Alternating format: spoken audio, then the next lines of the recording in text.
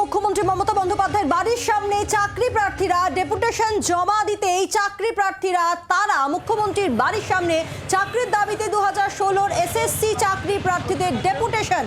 বিক্রম আমাদের সঙ্গে আছেন। বিক্রম, কি বলছেন তারা? যেটা জানাবো, গত রবিবারই 2016 সালে যারা এসএসসি শারী শিক্ষা বা কর্মশিক্ষাতে উত্তীর্ণ প্রার্থী প্রায় 1280 জন প্রার্থীরা, যেটাকে অ্যাপয়েন্টমেন্ট দিয়ে দেওয়া হয়েছিল, কিন্তু হাইকোর্টের নির্দিষ্ট বেঞ্চে স্টে অর্ডারের জন্য তাদের চাকরি আটকে রয়েছে, এমনটাই তারা দাবি করছেন বা অভিযোগ করছেন। সেই অভিযোগ বা দাবি নিয়ে গত রবিবার দিনই তারা মুখ্যমন্ত্রীর বাড়ির কাছে এসেছিলেন এবং সেখান থেকে তারা অ্যাপয়েন্টমেন্ট নিয়ে গেছিলেন।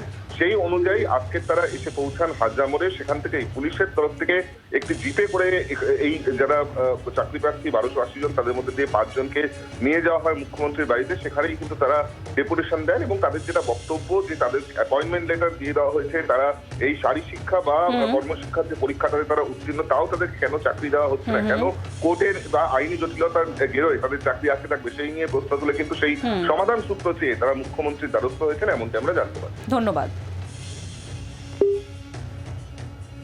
15 মাস ধরে আমরা স্টে হয়ে আছে একটা মিথ্যা কেসের মাধ্যমে। ওইটা থেকে নিষ্পত্তি চাই, আমরা স্কুলে যেতে চাই, যেহেতু আমাদের কাউন্সিলিং হয়ে আছে। তার জন্য মাননীয় মুখ্যমন্ত্রীর কাছেও আমাদের আগে টাইম দিয়েছে, যাতে আমরা আমাদের বিষয়টা ওনার কাছে বলতে পারি। এজি স্যারকে যে হলফনামা জমা করতে বলা হয়েছে 5 তারিখের মধ্যে, সেই হলফনামা যদি জমা পড়ে, আশা করি এই 1.5 বছরের যে স্টে ছিল সেই স্টেটা উঠে যাবে। আর একটা বিষয়ের উপর কতদিন স্টে থাকবে? এই যে আছে না 60 বছরে চাকরি, 60 বছরে চাকরি, 80 বছরে বিয়ে, সংসার করব কি উপরে গিয়ে? দেখতেই পেলেন তো, প্রাইমারির যারা চাকরি পেয়েছে তাদের প্রত্যেকের বয়স 60 বছরের উপরে হয়ে গেছে এবং 3 জন মারাও গিয়েছে। তা বিচার ব্যবস্থা এরকম চললে তাহলে পরিস্থিতিটা তো আমাদের ঠিক ওদের মতোই হবে।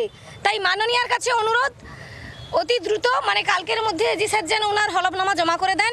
উনি যেহেতু মানবিকতা দেখিয়ে আমাদের রেকমেন্ডেশন দিয়েছে, আশা করছি 7 তারিখে এই নরক যন্ত্রণা থেকে উনি আমাদের মুক্তি করে দেওয়ার ব্যবস্থা করবেন। বাংলার আওয়াজ, বাঙালির আবেগ, জি 24 ঘন্টা।